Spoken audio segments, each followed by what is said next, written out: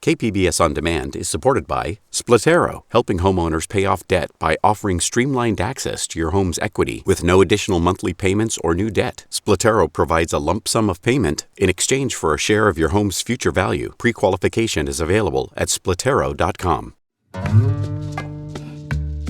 While growing up, there's a saying I heard from a lot of people that goes, "The only thing that doesn't have a solution is death." La única cosa que no tiene solución es la muerte. Yeah, I've heard it. To be honest, this kind of made me walk through life fearing death, and it fed a crippling anxiety that made me imagine scenarios where I lose the people I love. Oh yeah, I can relate. We live in a society that kind of forces us to fear death. Right? That's what I'm saying. But what if instead of fear, we were able to see death as the ultimate teacher? Obviously, it's easier said than done, but many spiritual traditions throughout the ages have had a much healthier relationship to death.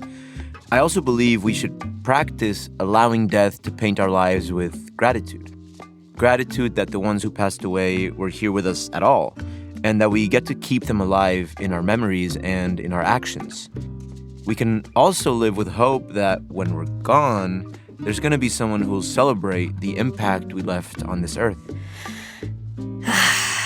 That was beautiful. And I believe that too. And I'm also thankful that we get to be part of a culture that celebrates life and teaches us that instead of mourning those who have passed, we're taught to honor their memories and reflect on the way they lived and also carry their wisdom forward, shaping who we are today. Of course, we're talking about Dia de Muertos.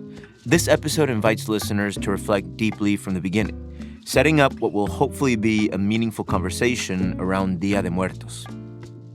Day of the Dead, also known in Spanish as Dia de Muertos, is a celebration of life and death that originated in Mexico thousands of years ago. The Aztecs and Toltec believed that mourning the dead was disrespectful because they saw death as a natural phase of life, and so they considered the dead as members of the community, kept alive in memory and spirit. Smart people. Yeah, and it is believed that during Dia de Muertos, the dead returned to Earth to visit us and to enjoy the altars with ofrendas, Offerings. we built for them on this day. And no, you shouldn't let your ex come back during Dia de Muertos. That's different. Bury that. That's my dad joke for the day. This is a special bonus episode for Dia de Muertos. We want to share with you some memories of our loved ones who are not with us physically anymore. From KPBS, this is Port of Entry, where we tell cross-border stories that connect us. I'm Alan Lilienthal. And I'm Natalie González. KPBS On Demand is supported by Splatero, helping homeowners pay off debt or for home improvements by offering streamlined access to your home's equity with no additional monthly payments or new debt. Splatero provides a lump sum payment in exchange for a share of your home's future value. Learn more at splatero.com. We commemorate Dia de Muertos by creating altars. Typically, they're filled with objects our departed ones used to enjoy when they were alive. Altars can be customized to your liking, but many of them have key elements. Photos of your family and friends, Candles and incense, water, sweets, your loved one's favorite foods, and of course, there's always plenty of color, like the sugar skulls or calaveritas de azúcar that add a very festive touch. And one of the most important elements is the yellow and orange marigold flower. La flor de cempasúchil. Its vibrant color and distinctive scent are believed to guide the souls back to us, marking their path during this special time. Hey, Alan, I don't think we have ever talked about this before, but do you celebrate Dia de Muertos? You know, because of the religion I was born into, I never grew up celebrating Dia de Muertos, but I was always, growing up in Mexico, very drawn to it and very drawn to cemeteries and just the mystical elements of death. And I think the colorful... Mexico is the only place I know that celebrates death with so much color. I'm sure there are others, but I was always very drawn to it. And the older I've gotten, I don't know if I would say I celebrate it. Like, I've never made an altar. Interesting. However, it's something that I think about not only on November 2nd and 3rd, it's something that I think about often throughout the year. And not to be too overly poetic, but like I think you can kind of make an altar in your own heart and keep the memories of those people alive. Obviously, it's nice to have a physical space. Yeah. But I think it's more important to just carry that with me every day. And Dia de Muertos definitely has taught me a lot. I've written a lot of music inspired by it. Well, it's funny because actually I just realized this a couple of weeks ago that I only started to celebrate and appreciate Dia de Muertos a couple of years ago as a grown-up. I don't think I really appreciated this celebration when I was a kid until now. Why is that? Why did that change? I mean, it could be a lot of things, maybe nostalgia specifically, and that I don't live with my parents anymore and I just want to, I don't know, I miss them and I kind of want to celebrate what they used to celebrate when I was a kid. But mostly because I lost a lot of people I love in the past 10 years and I realized that I don't want to forget them and I don't want to forget what they taught me. Yeah, I love that. That's beautiful. And that's exactly the point of this episode. We visited some special places and really opened up about some memories from our loved ones who left this earthly life. Our producer Julio, our editor Melissa, Alan, and I, we shared separately some of the lessons that we learned from a special someone.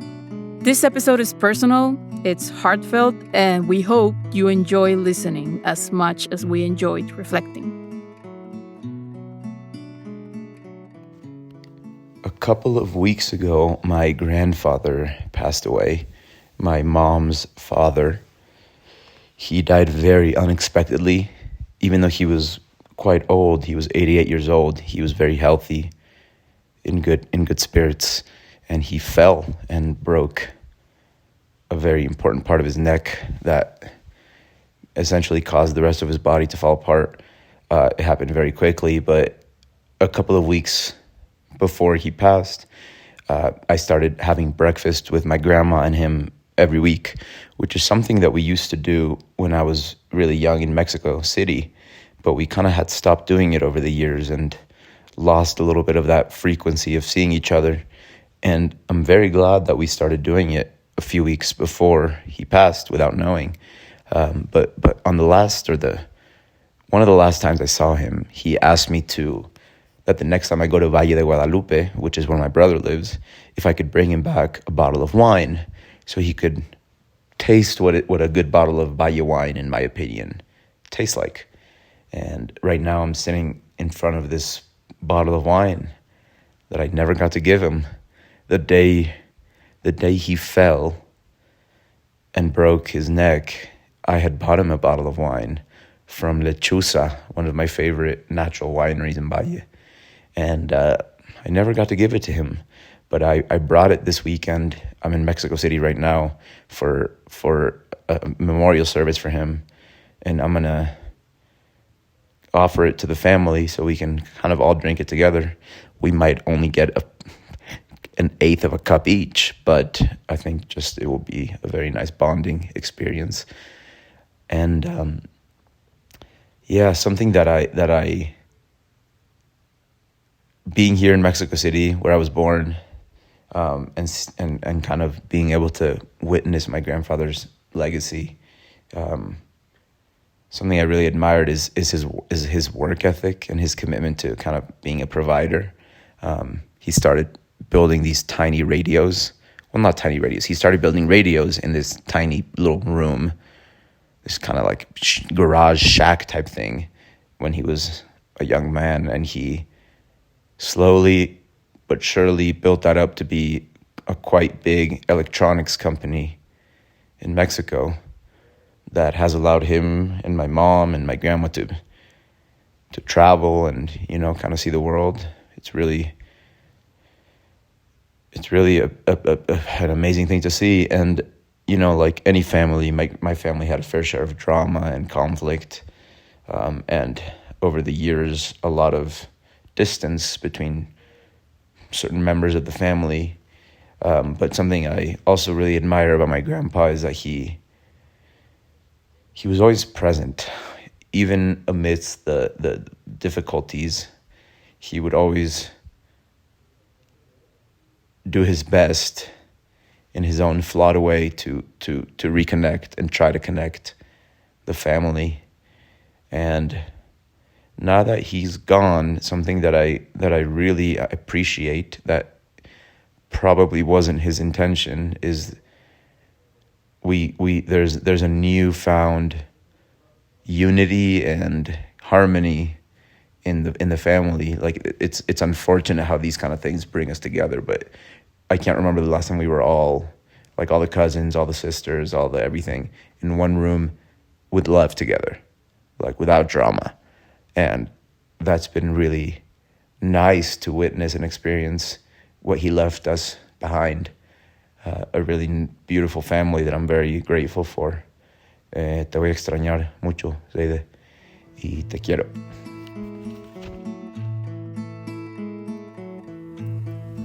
I am sitting down in my childhood bedroom. It's been almost a year that I moved out of my parents' house. And I decided to come today to sit down here and look at the window, because this window has a view to my neighbor's house, and that is my uncle Chuy, my father's brother, that he passed almost 2 years ago. He was my second father, and he was also my neighbor for my whole life, pretty much. And he battled cancer for, I want to say 4-5 years, maybe. And when he died, it meant a lot of things, because he was my second father. And suddenly there was a silence in my house, because our houses were pretty much connected, so I could always hear in the mornings when he woke up and when he was taking a shower, because he would always sing in the shower in a great mood, and I knew that was my alarm to wake up. And I always knew when he was taking a shower that it was time for me to wake up and go to school or go to work or whatever. And when he died, there was just silence. And sometimes when I come back to my parents' house, when I come to visit and I sit here in this bedroom, I feel silence, but also I can feel my uncle laughing. I can hear my uncle laughing, and I know that he's here sometimes, that sometimes he comes to visit. And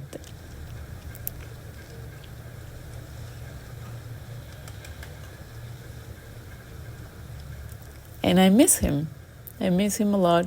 He was always in a great mood. He was always laughing.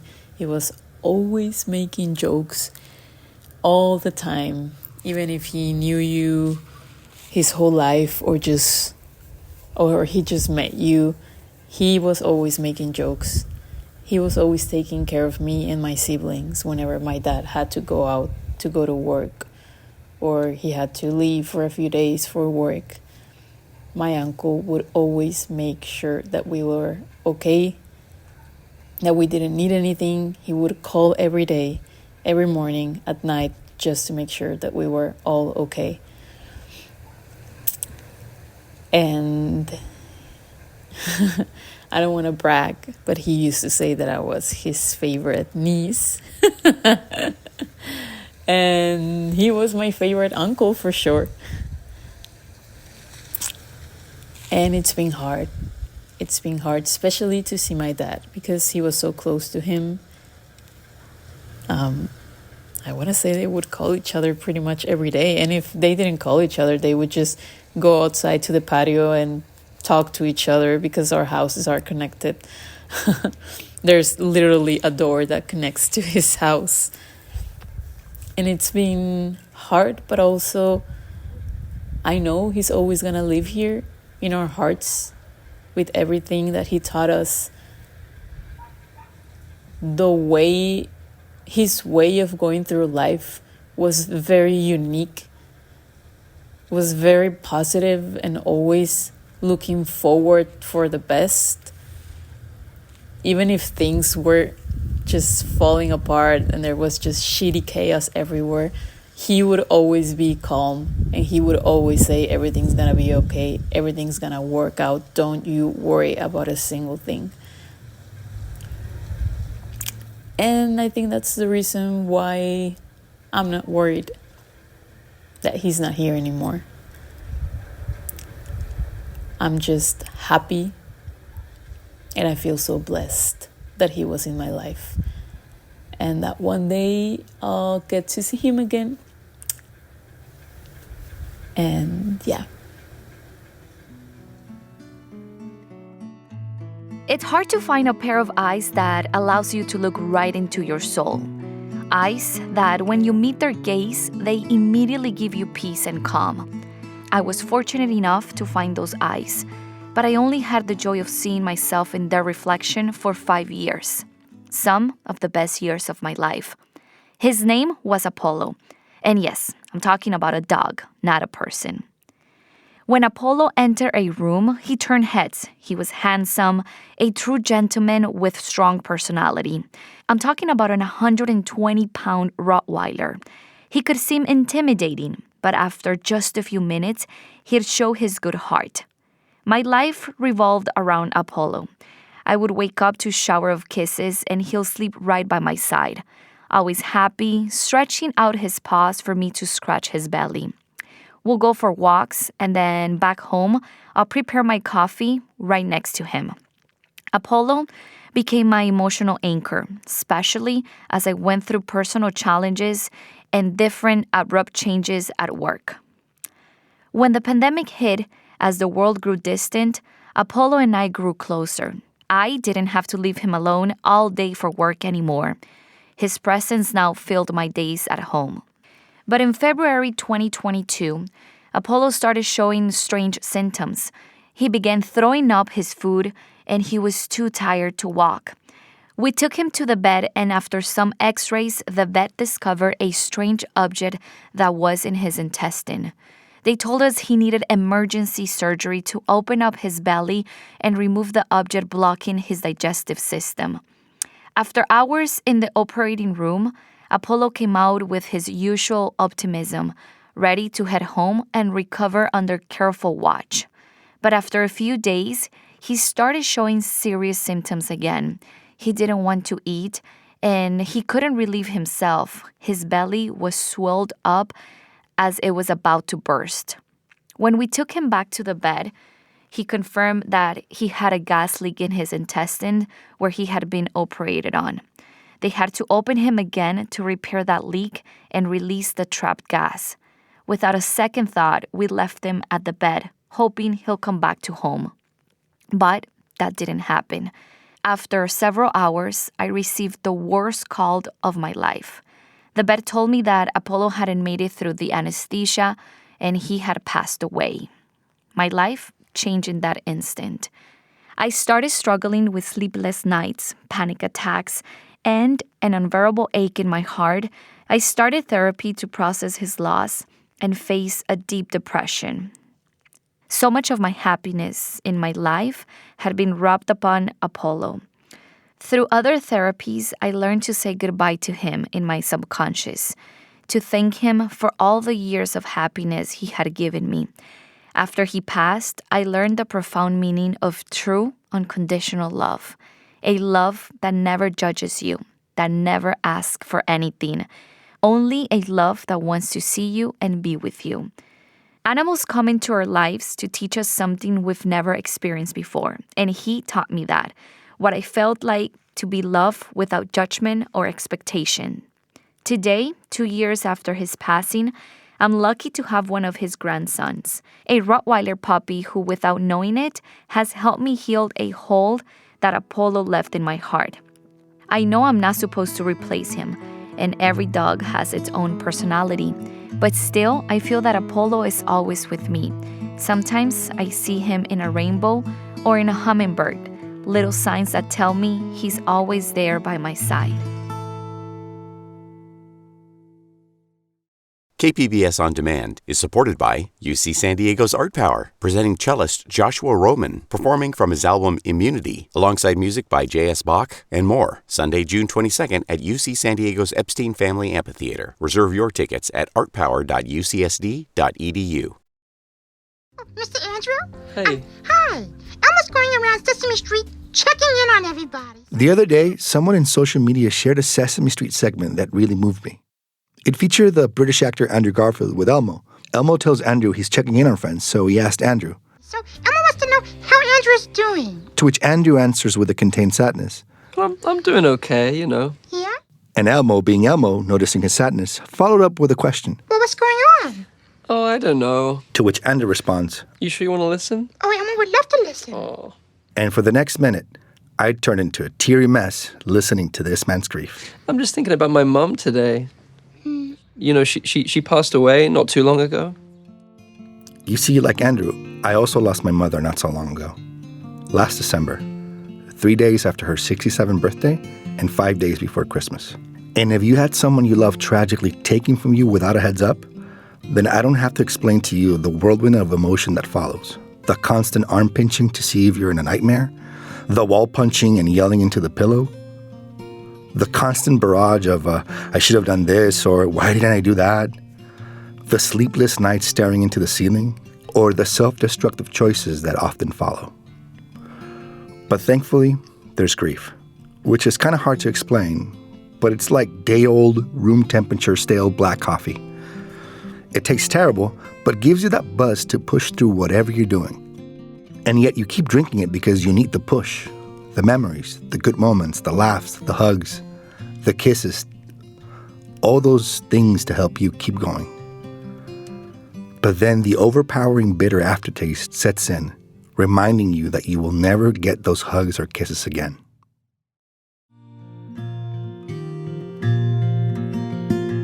You are never ready to build your first Dia de los Muertos altar, especially the first year after losing someone so close to you.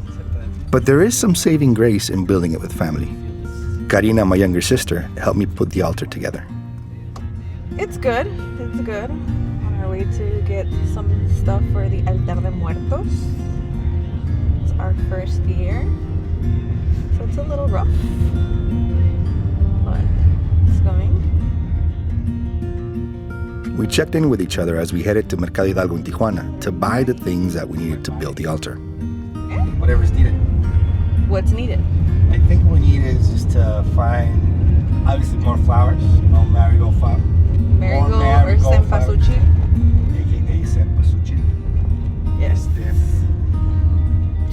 Buy wood shavings, salt, like rock salt. Salvia. We have candles. And the rest is just plates with food, stuff she likes. Yep. Little Coca-Colas. Coca-Colas, bien frías. And a couple cigarettes. Yeah. Mercado Hidalgo is the public market where everyone in Tijuana goes to find typical Mexican ingredients, arts and crafts, kitchen tools, and souvenirs. It was packed with shoppers and tourists all around. In the middle of the market was a gazebo. And in the gazebo was a room-sized Dia de los Muertos altar, which you can appreciate as the cover art for this episode. We looked around and eventually found a store that had most of what we needed. Among the list of items, we were searching for sarape-like table covers and a petate, or a straw mat, which we paid but almost forgot to take with us. Amiga, el metate, amiga. El metate. ¿Cómo va a descansar ahí la señora? Ay, gracias. Si no, ¿cómo descansa la señora, pues? El petate. El petate. Yo sé que echarlo al carro. ¿Eh? Hay que echarlo al carro. Si no, ¿cómo descansa tu madre, pues? Ay, no manches, ahí ni descansa. En esa madre ni descansa. Tráeme, bájame el colchón de la IKEA, por favor. Está con el Osvaldo. Ándale. We also got papel picado, which are those colorful rice paper decorations with perforated designs you see hanging on typical Mexican festivities. We also got some candles and some table covers. We picked up the cempasúchil flowers from the flower bodega at Ocampo and 6th as we made our last stops for the items that my mom enjoyed before heading to her house. A couple of Coca-Colas, chocolates, and 3 loose cigarettes. Once we got back home, we began putting the altar together. We moved furniture and arranged some things on top of each other, and it slowly began to take shape. The bright colors, the candles, the offerings, along with the pictures of my mother and those of my grandmothers. The scent of the cempasúchil flowers perfumed the entire house. We were just missing the guardian dog. We couldn't find a hairless cholo squinkle, but we did have a big-nosed schnauzer meandering around the house. Come here. Rocco, we need a dog for the altar, dude. Hey, I don't care if you don't want to. You're part of the altar. Rocco, our family dog, was not too keen on filling in that vacancy. Guardian dog or not, everything looked beautiful. We took a bit of sorrowful pride in what we did and hoped in our hearts that our mom loved it. Remembering her is bittersweet. You see, the last years of my mother's life were complicated. A 6-year battle with depression, addiction, loneliness, and the Sisyphean effort to reinvent herself after the end of a 30-year marriage. But beside those difficult circumstances, there was so much joy in her life. I remember her smiles, her dancing, her awful singing, her eagerness to bring our family together for whatever reason, and her unrelenting fighting spirit, always looking to persevere no matter what. She fought for her 3 children and even fought for her marriage until its bitter end. I'm not a believer in the afterlife, but I want to believe that she somehow persists. I guess I do because I'm reminded constantly of her. I almost feel like I can hear her voice calling me at different points of the day. Hola, hola. ¿A qué hora llega el pollito? Like when I'm hungry, as she would always invite me for lunch at her house. ¿Qué onda? Aquí te está esperando el menudito. Aquí ya voy rumbo a playas. ¿Vamos a comer, mijo? I also try to see her in the little things she used to do, like when I oversugar my coffee once in a while, or when I misplace my keys, or when I'm rushing to translate a Port of Entry episode.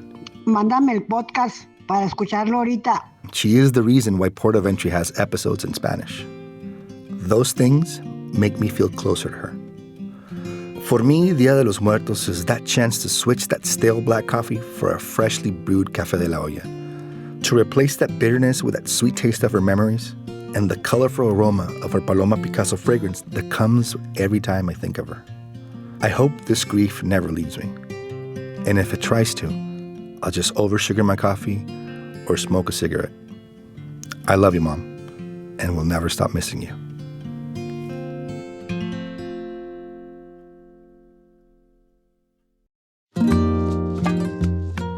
The ones who love us never really leave us. You can always find them here, in your heart. Amen. Very true. And I'm pretty sure I've heard that in a Harry Potter movie. Yeah. Yes, serious black, baby.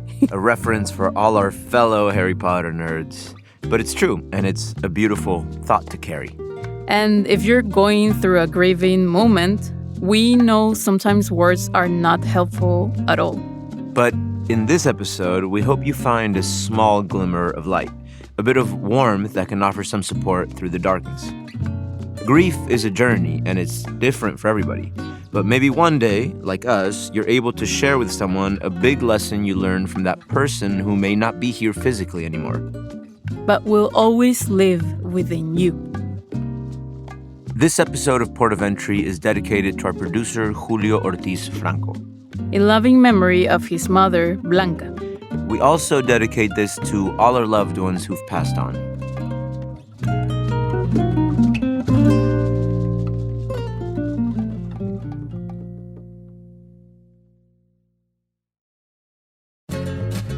This episode was written and produced by Natalie González. Adrian Villalobos is technical producer and sound designer. This episode was edited by Elma González Lima Brandão and Melissa Sandoval. Lisa Morrisette is director of audio programming and operations. This program is made possible in part by the Corporation for Public Broadcasting, a private corporation funded by the American people. This project was also made possible with support from California Humanities, a nonprofit partner of the National Endowment for the Humanities. Visit callhome.org. I'm Alan Lilienthal. And I'm Natalie González. Nos vemos pronto.